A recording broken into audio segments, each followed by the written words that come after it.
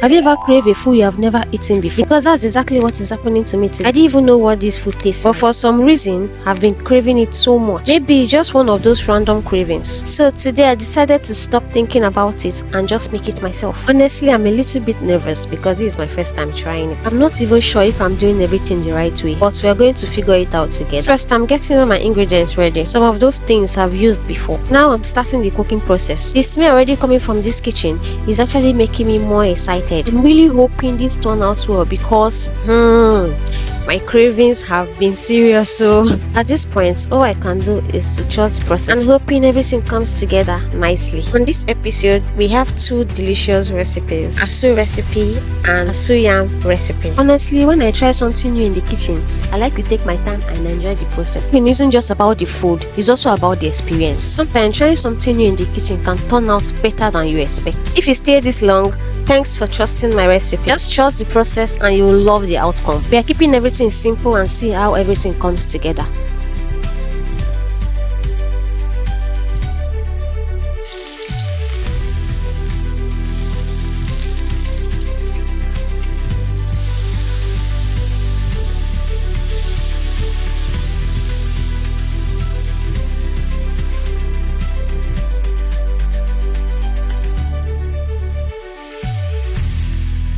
Okay, it's almost ready now, and I can't lie, it's actually looking really good. I didn't expect it to come out like this for my first try.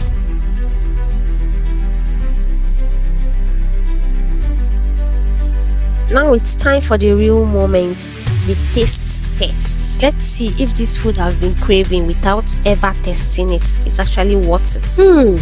Okay, I'm not going to lie, this is actually really good. I can't believe I've been missing out on this all this time. Definitely something I'll be making again. Wow. Let me know in the comment section if you'll be trying this out or you pass.